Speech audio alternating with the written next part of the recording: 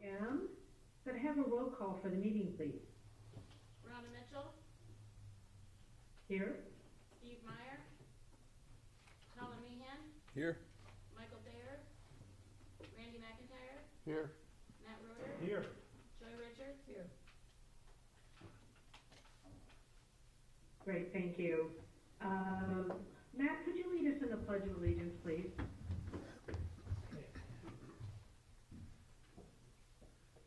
I pledge allegiance to the flag of the United States of America and to the republic for which it stands, one nation, under God, indivisible, with liberty and justice for all. Thank you. Okay, do we have any additions or corrections to the agenda? Hearing none, let's go to conflicts of interest. I have a conflict of interest in today's agenda. I am personal friends with Brenda Buchholz, and I will be abstaining from a vote with our upcoming contract. Any other conflicts of interest? Okay, hearing none. Do we have any visitor public comments? Okay. Let's go to the consent calendar. Do I have a motion? Any questions on the consent calendar?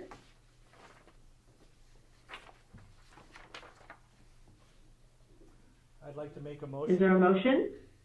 My motion is that we approve the consent calendar as stated, items 1 through 3. I second it.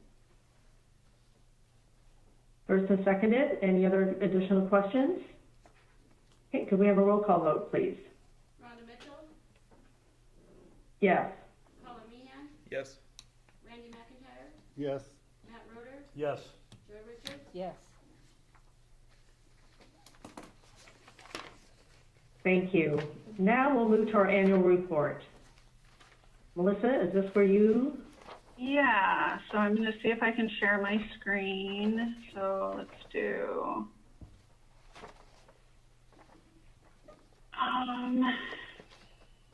share.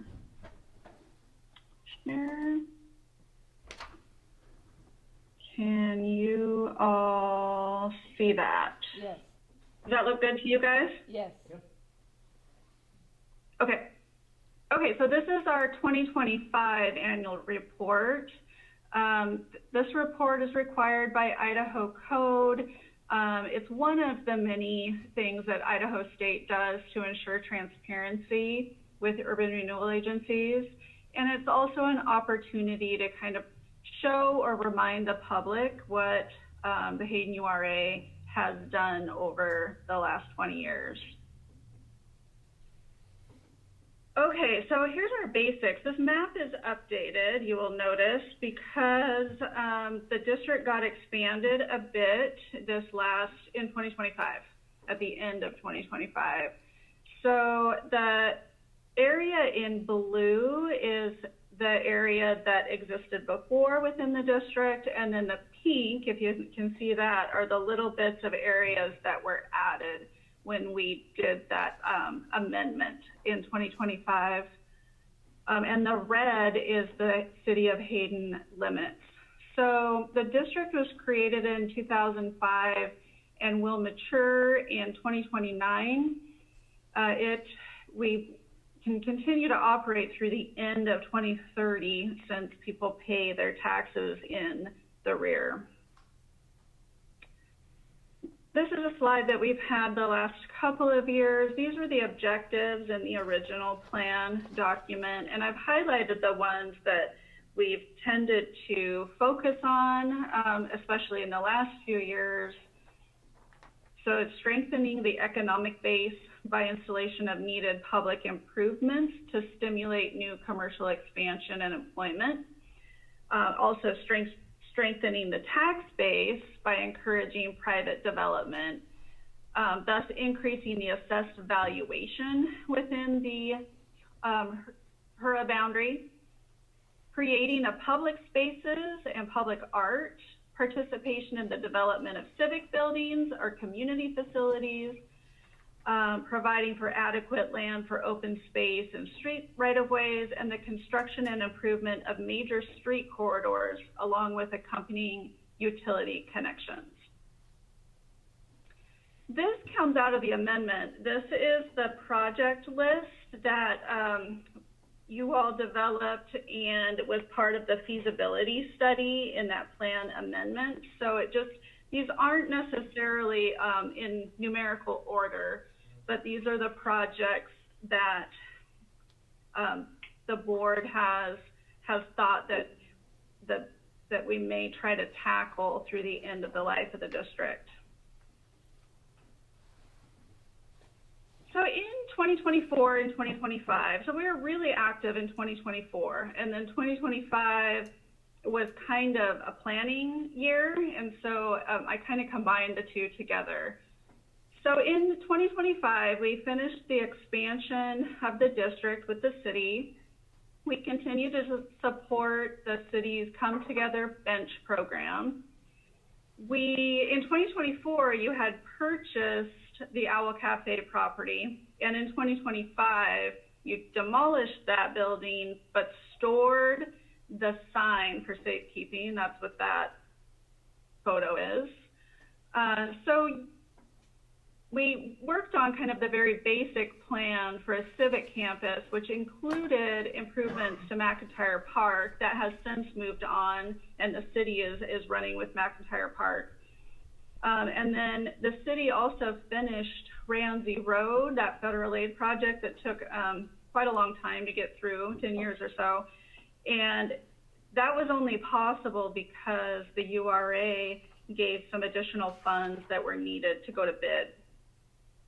So this is that planning document for the Civic Center that includes McIntyre Park and a community type civic center up at the north end of the property. Okay, so in 2024 and 2025, HURA had given quite a bit of money to the city. 1.76 million was given to bid the Ramsey Road project, which was built in 2025. And it's pretty exciting, but it sounds like that project came in under budget, and we're likely to see reimbursement of those funds in 2026.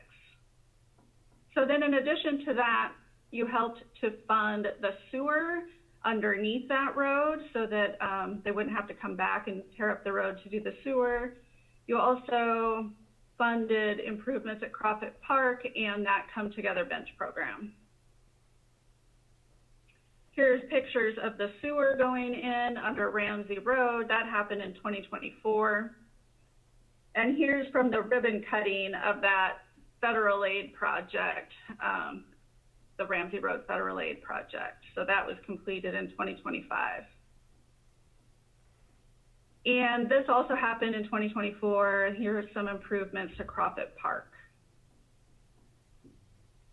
So HURA's impact from 2005 to 2025 is nearly 303 million assessed value increase, and over $6.5 million spent on city requested facility upgrades, infrastructure, and public art.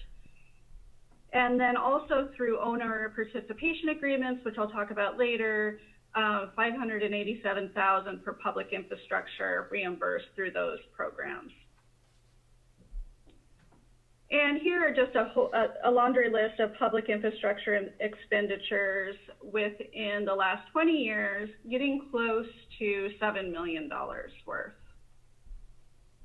And then over the years, there's some pictures here of just HURA's impact. So here's the City Hall parking lot, City Hall. This is the northwest corner of Government Way in Hayden. This building now has occupants. I just didn't have a new photo. The southeast corner of Government Way in Hayden, where Capone sits. Hayden Avenue, kind of there by Super One Foods, Government Way, all the way up. And then also just reimbursement for a sewer line that really opened up a corridor west of 95 for development, for commercial development in particular. And that one was paid off in full in 2024. There was also cleanup done kind of next to, I guess it would be just east of Capone's. There was some dilapidated buildings there that were taken down and new apartment buildings built. And then here's our financials for 2025. 2025's budget audit is still in process. We're getting really close, but so these are the unaudited numbers. And so our property tax, our revenues were just a little bit higher than we budgeted. And our expenditures were quite a bit lower. And that's, like I said, we were kind of in a planning year, didn't do a lot of capital purchases or projects this year, and our costs were just a little lower than we anticipated.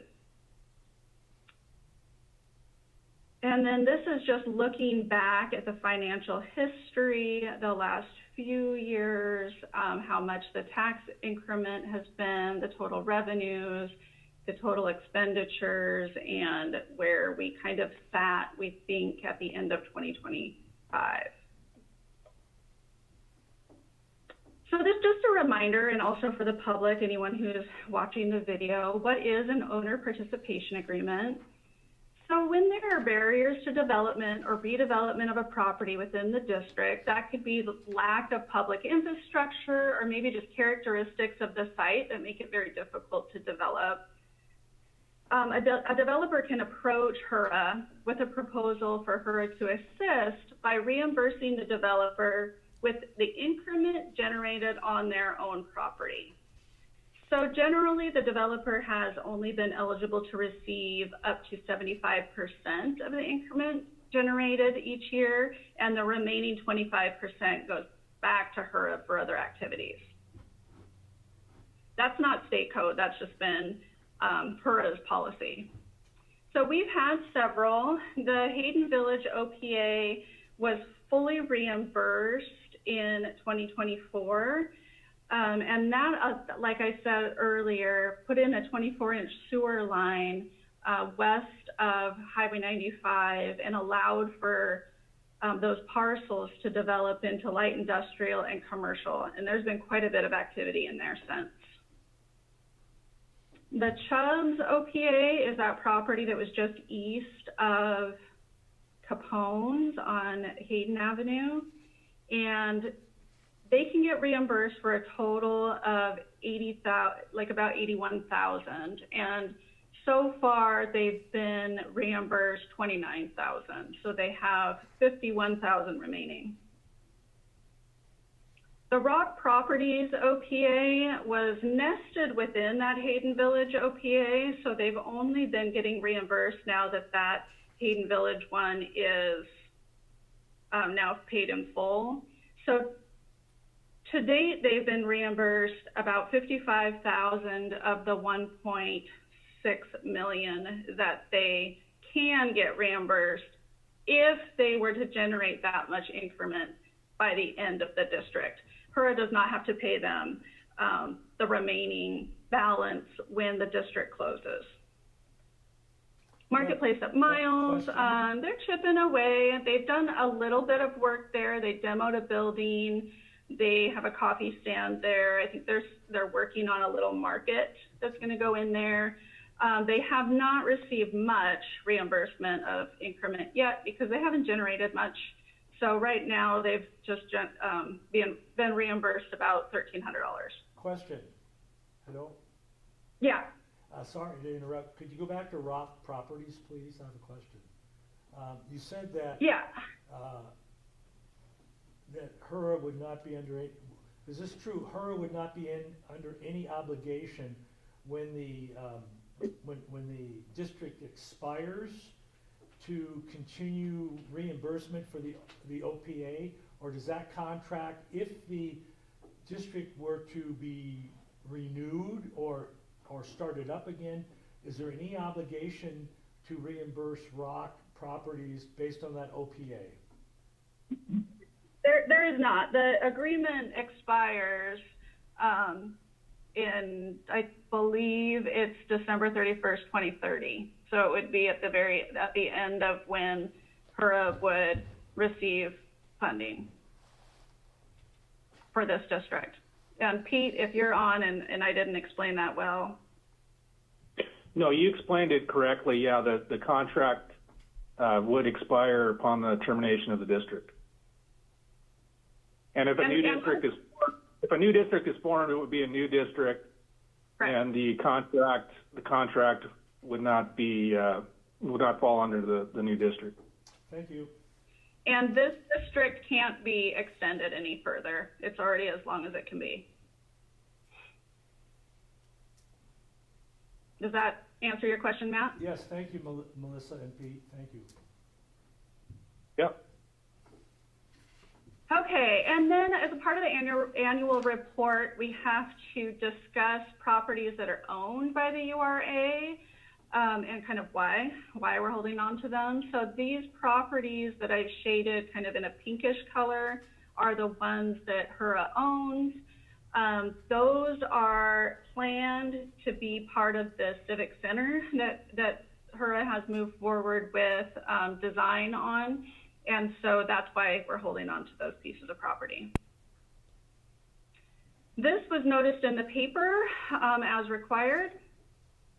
And then I'll just run quickly through. You've all seen these before. Again, it's a little bit for the public if they tune in or watch this video and are curious on how you receive funding. So HURA is funded through tax increment financing.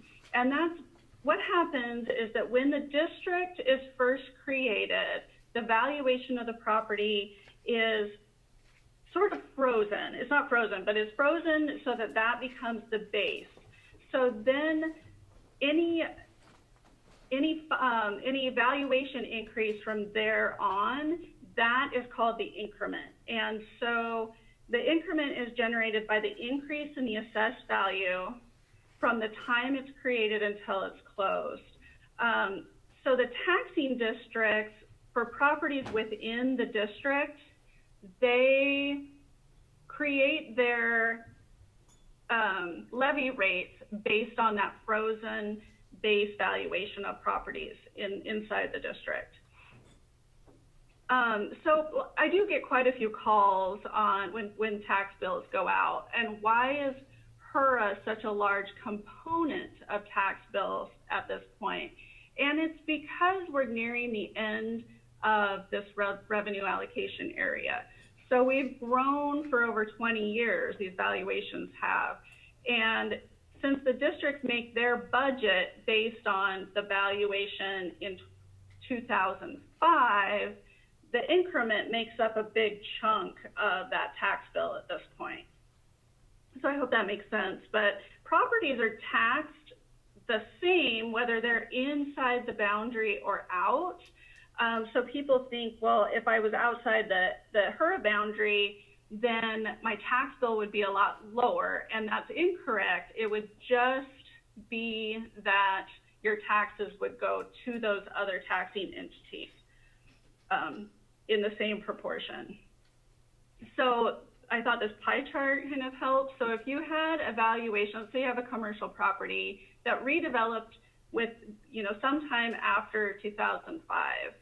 And let's say in 2005 you had a value of $300,000, but now you've built a commercial property out on that piece of property, and now it's worth like $5.8 million.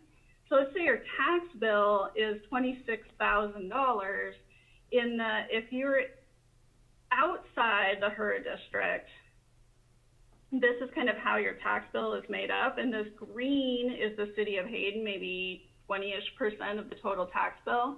But if you're in the district, your increment makes up the lion's share of your tax bill because you built on the property and created such an increase in valuation. So if anyone has questions on that, stop me, but I'm hoping that that makes sense. So these two both add up to the 26,000. It's just how it gets dispersed. This is our revenue to expenditure forecast, and sometimes I get questions on if the district were to close early, would the city get the money that HURA has like in the bank? And the answer is no, if it closes early, or if we have money in the bank at the time the district closes, you know, naturally, when it sunsets, the city just gets their percentage. So it just goes back to the taxing entities in the proportion that it was collected. All right, so our next steps are that we have to file this report with the city clerk and the state controller's office by March 31st. I think at this point, I also have to call for if there's any public comment on the annual report. So I don't know if there's anybody there that wants to comment. We didn't receive any public comment forms that I'm aware of in advance of this meeting. Is there anybody there? Want to comment?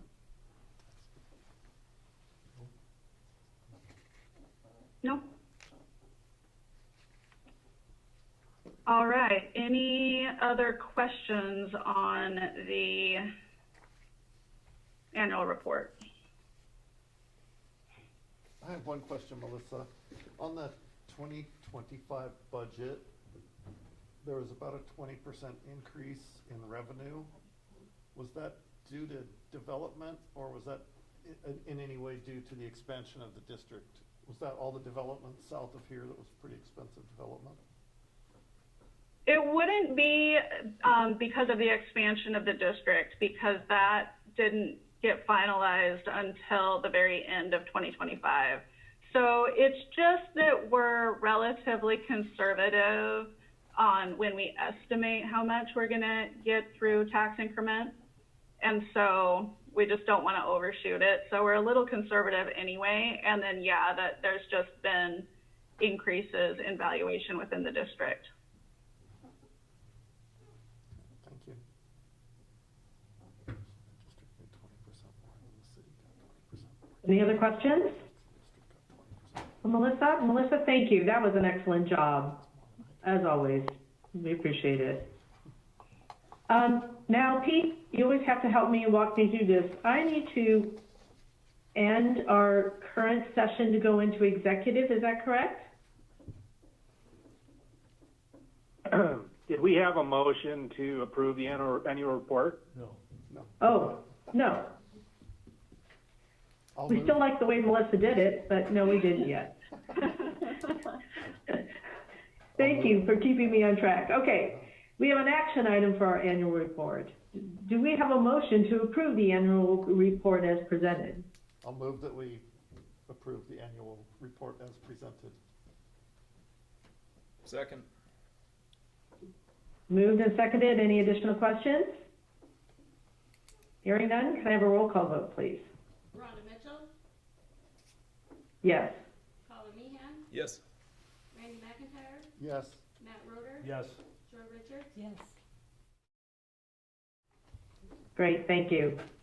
Okay, Pete, I did that. Now, do I end this meeting and then go into executive session? We need a motion to enter into executive session pursuant to Idaho Code 74-2061A. I'll make that motion that we enter into executive session based on Idaho Code 74-2061A. I second it. Moved and Do a roll seconded. call vote on that? Roll call? Rhonda Mitchell, Yes. Colin Meehan, Yes. Randy McIntyre, Yes. Matt Roder, Yes. Joy Richards, Yes. Okay, so we at this time will stop videoing.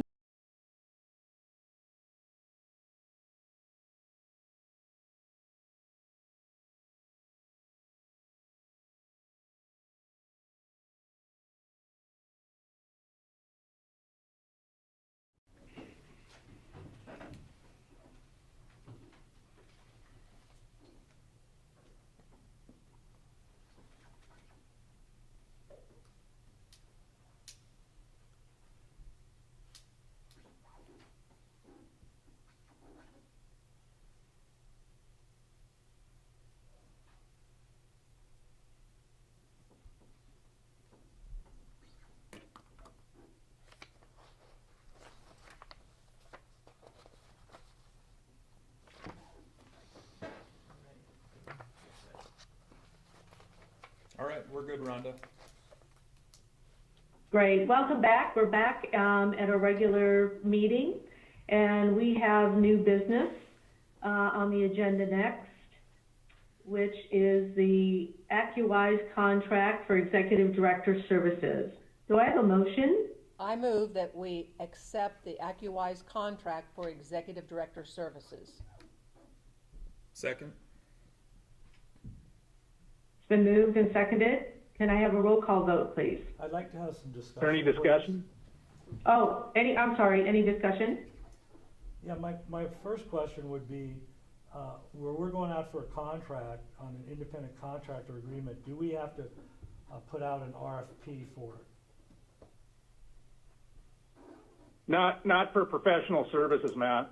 Okay. So then with that answered, I'd like to state my concern about it is that I would like somebody that has more experience in urban renewal,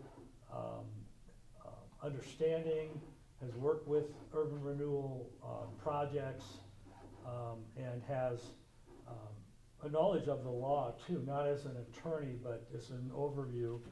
And by having Lisa, our city administrator, act in that capacity, we have budgeted $100,000 a year.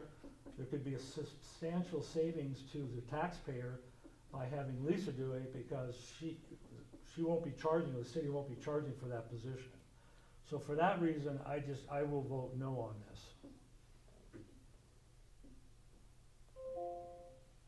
Any other discussion?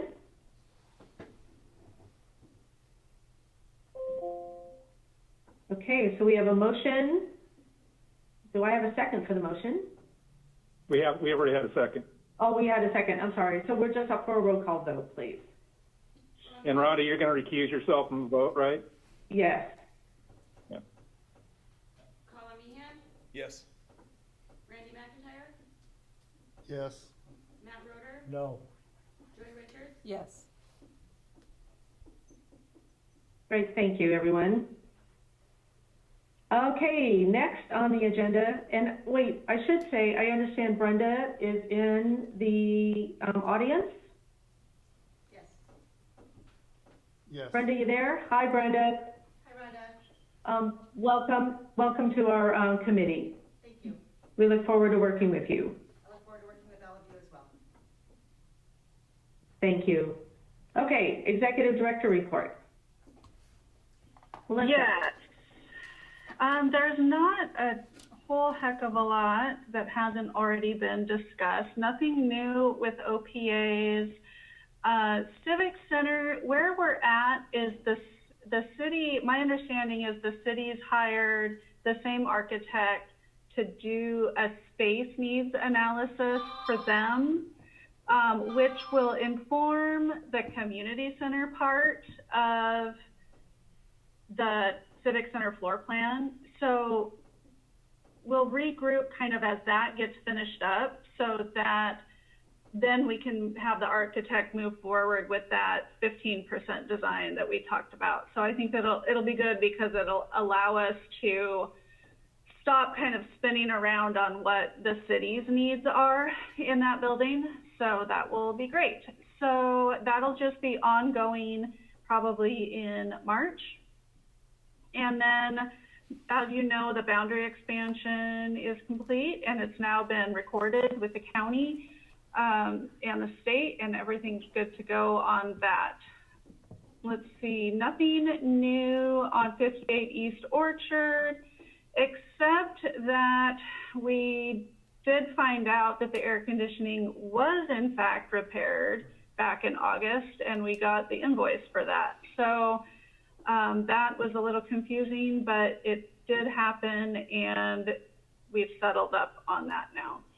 And then the audit is really close. There's a few last questions that Brenda and I are working through with the auditor, and I anticipate that we'll be able to have them present the financial statement at the March meeting. And then the Come Together Bench program, I think they're still anticipating installing those in spring or early summer. That's all I had. Randy, I didn't know if you had any update on the McIntyre Park project that the city's doing. You're on that steering committee, aren't you? Yeah, we had a meeting just before this meeting, and Architects West presented 3 different preliminary concept plans for the members of the steering committee to look over. I think they did very good work. I think, and there was great comment as to what they would like to see in a revision of kind of bringing elements of all 3 together. Their hope is to be able to present their plan to the group in the next 3 weeks and to present it to the city after that and the public as soon as possible. So that's where we're at. I thought they had Well, that's some great. ideas. Moving right along. There's still questionnaires nice. out there. If anybody wants to give input, they're still seeking input from the public. The questionnaires are still out there and they're still asking for that. And they did present all of the information to date that they've received. So I think it's Great. looking like Thanks. the project's moving forward.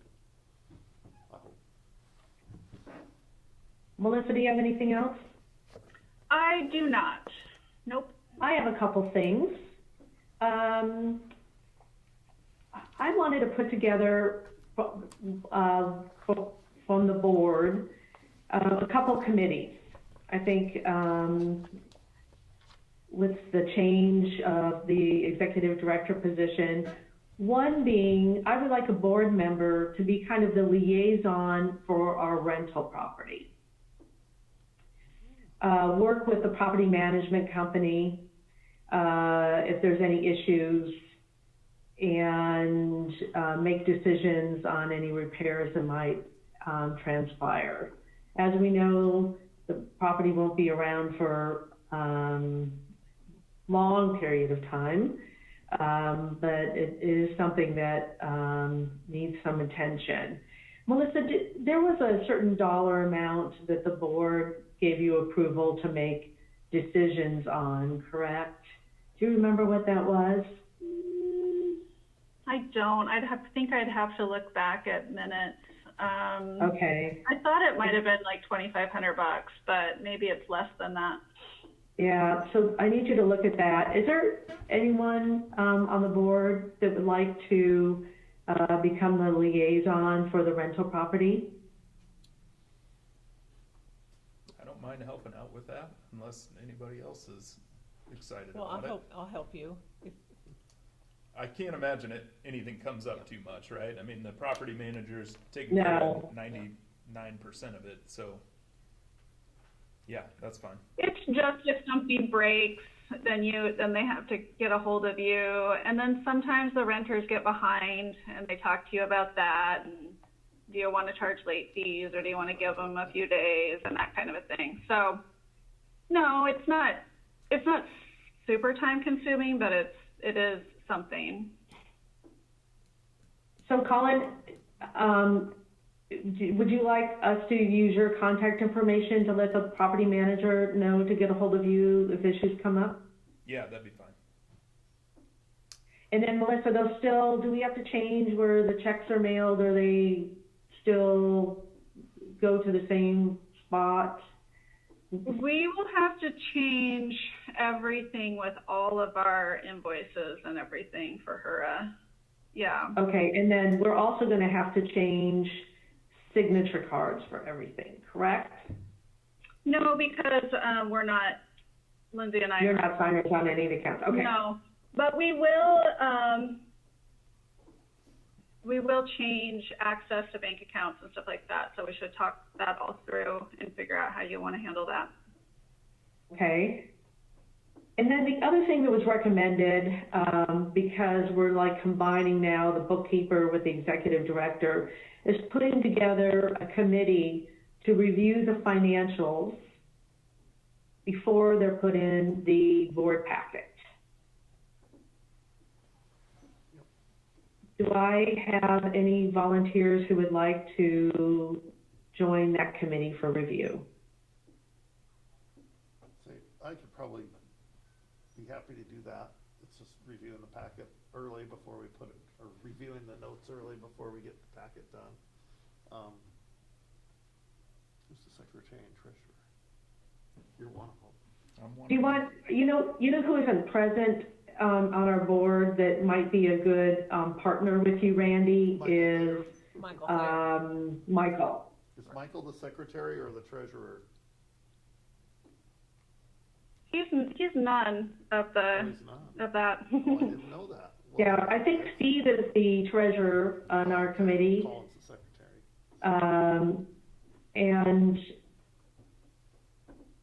And Colin, you're our secretary.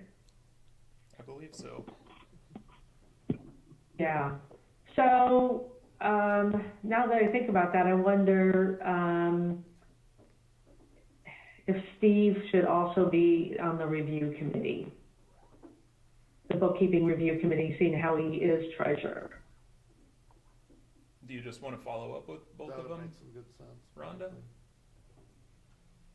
Yeah, so let me follow up with, I'll get a hold of Michael, check with him, and then, also touch base with Steve when he's available, and ask him his availability to help out with that.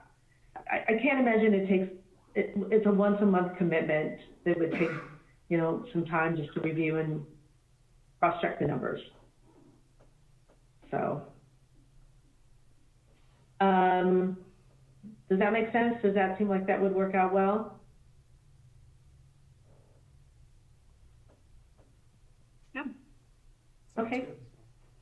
Anything else before we adjourn? I have a short report. I attended the Idaho Association of Cities winter officials, or the city officials for a day down in Boise, where we had the lieutenant governor and chairman of various House and Senate committees speak about legislation and the financial status of our state right now. And the one thing I think it's important to know for us is that, from what I was told, that there will be no new URA legislation. So nothing's going to change. And I know in years past, we've seen various changes. So that was determined. And then there seems to, I won't go into the financial stuff because that goes into conformity of the federal tax laws with the state of Idaho, and how the big beautiful bill could affect the tax income from the state from commercial and from individuals. And so that's still to be determined, and there may be, you've been reading about maybe additional cuts. There's still some flux in all that right now. But I guess that's my short report on that. But the main thing was the URA legislation, that there will be none, according to what I'm hearing.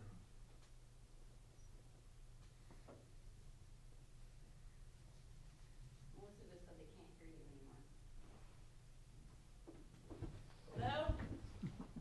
Do I need to push this? I don't think we're using those at all. It should be one sitting right in front of you. Oh, there's. We can't hear them though either. Yeah. Looks like we're muted. We just got muted. That's strange. Oh, no, it's not. Can you hear us now?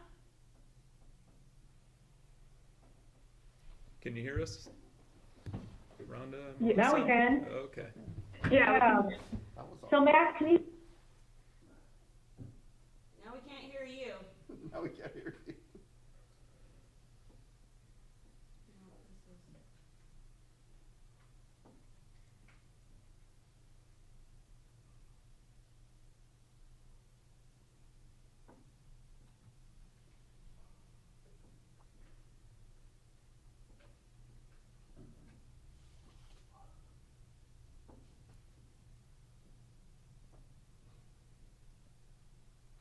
I was wondering why they were smiling as you were Don't know what's. going through that map. Hmm?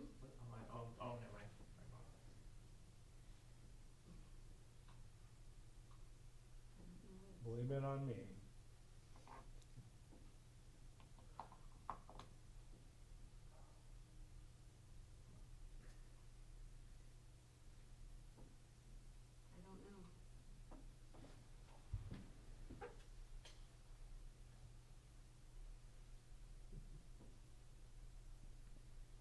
mic button at the bottom doesn't, I can't click it.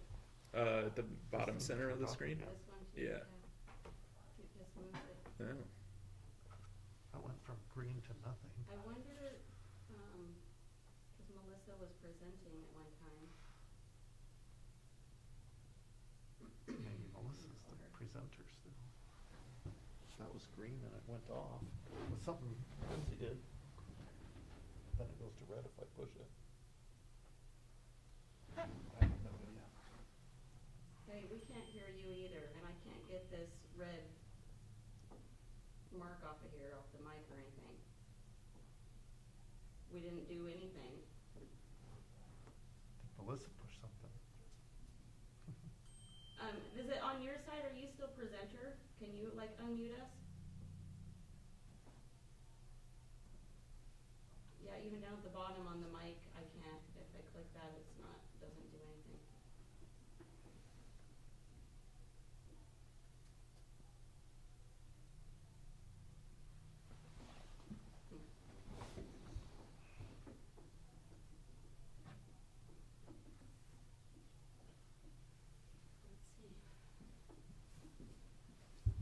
Now that was green and it went off.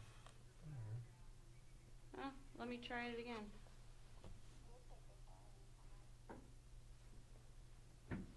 Get timed out because we were on that for so long. Hour and a half? It's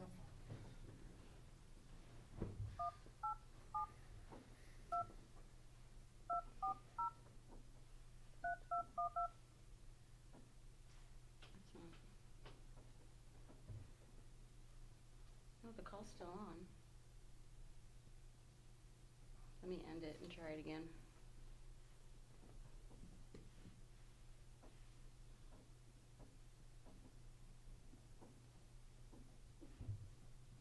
There's no speaker either. Usually we hear it dial your phone number or put in your access code and it won't do any of that. It's just calling. It says it's just calling the number.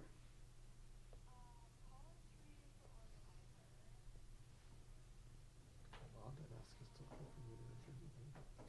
I think we're getting close to that point.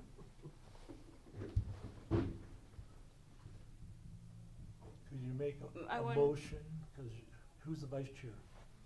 To adjourn, and we could do a visual? Yeah, here. We call him for the. Kay, can you hear us? Yeah, I can. Yeah. Can you hear both Melissa and I? Yes. Yeah. Okay. Okay. I couldn't hear you before, and I find that very interesting. Do you mind repeating it with a little synopsis there? Can you hear me? Yeah. Yes. Okay, so I attended the Association of Idaho Cities official for the day in Boise, which was Lieutenant Governor Betke was one of the keynote speakers, and he was talking about how revenues are in somewhat of a flux, and that because of the big beautiful bill, which is being conformed to the state tax codes and changes in legislation, it has to conform, is that there's some unknowns yet about what kind of income we are going to end up with. It's not, at least a week ago, it was not set in concrete what our revenues were going to be. So there's still some possibilities that can come in higher or lower, and that's being to be worked out. But the main thing I wanted to point out is that they made it clear that we had chairmen of Senate and House committees that also spoke, and within their discussion that there will be no urban renewal agency changes at all this year from what they're hearing. Nothing's coming forward. So we're going to have status quo of what we've had, and I guess that's the main point, is that we're going to move forward like we know what was last year will be this year, and that's basically it. Great update, thank you. Okay, anything else that someone would like to mention before we adjourn? I move that we adjourn. Second. All right, we're adjourned. Thank you. Thank you. Thank you.